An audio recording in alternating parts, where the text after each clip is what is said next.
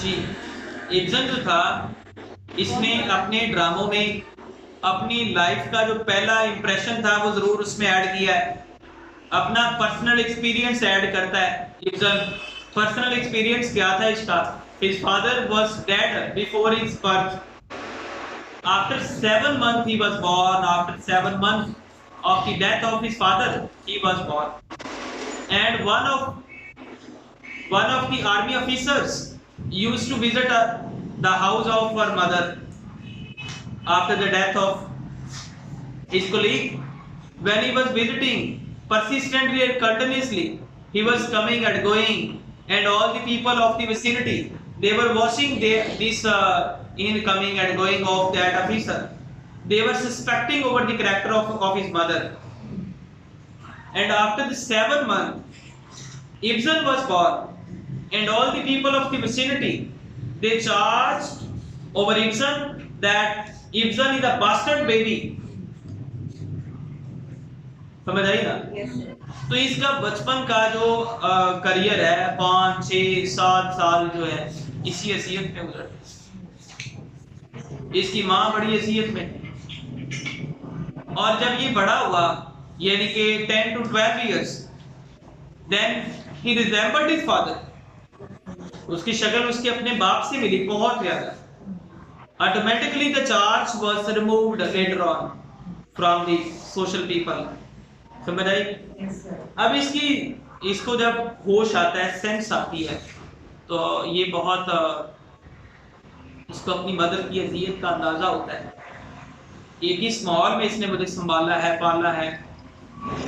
तो इसने बड़ा होके अपने ड्रामों में औरतों की इक्वालिटी, इमेंसिपेशन, इसने फेमिनिस्टिक प्ले लिखे हैं औरतों के ऊपर, उनकी प्रॉब्लम्स के ऊपर।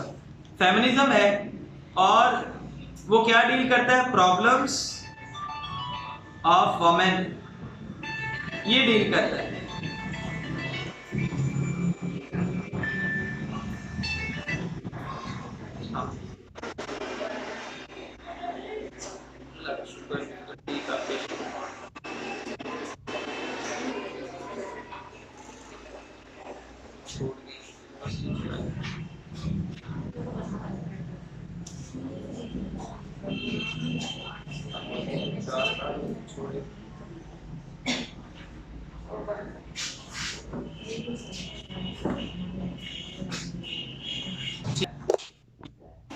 और फेमिनिज्म एक इसका कंट्रीब्यूशन है। फेमिनिज्म के अंदर प्रॉब्लम्स ऑफ वुमेन और psychological level of the women,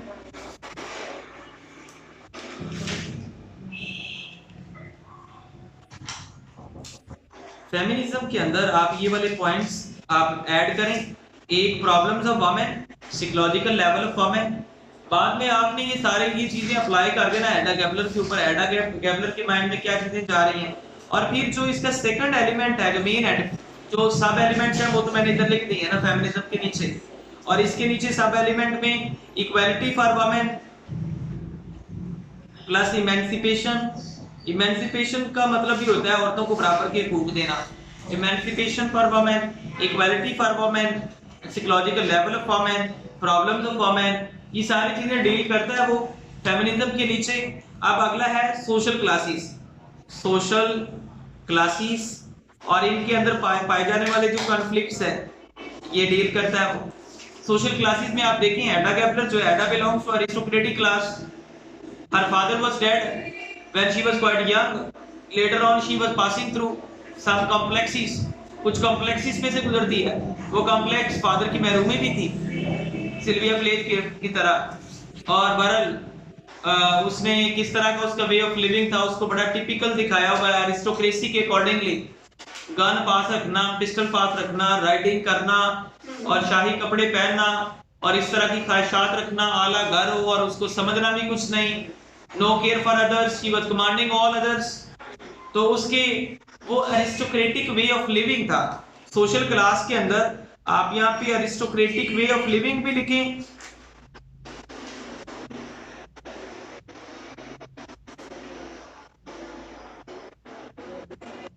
और इसके साथ साथ इसके भी इसके पैरेलल चलेगा, वर्सेस चलेगा पुअर वे ऑफ लिविंग। आप उसमें थिया को देख लें जिसके बाल नोचती है, बार बार उसके बाल खींचती है और उसी को बातों में लगा के उसके सारे राज उगलवा के बाद में उसको ब्लैकमेल कैसे करती है। तो versus poor way of living,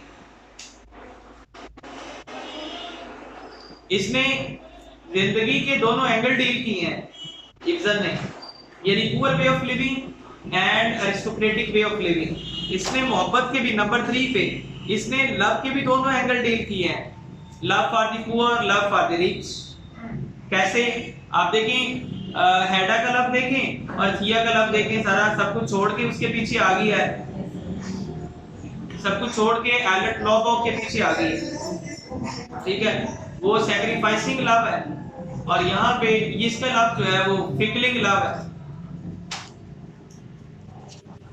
love के भी दोनों एंगल, कांस्टेंट एंड फिकलिंग, ये दोनों एंगल आपने इसमें डील करने हैं और ये इसका कंट्रीब्यूशन ही है। he deals the idea of feminism, then social classes का आइडिया देता है।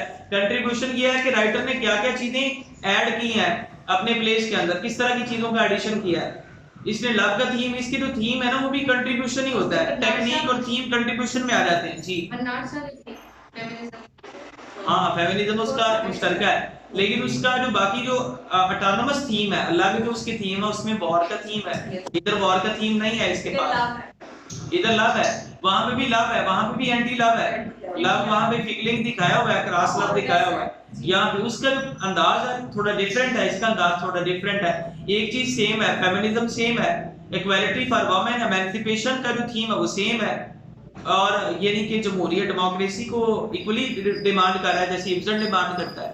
असल में जो सबसे बड़ा सिमिलर पॉइंट है ना वो है औरतों के राइट की वकालत करना, दोनों ने बराबर की वकालत की औरतों, ये इनका मुश्तरका थी। लव को उसने अपने तरीके से फिकलिंग दिखाया हुआ है, इसमें अपने तरीके से लव को फिकलिंग दिखाया हुआ है।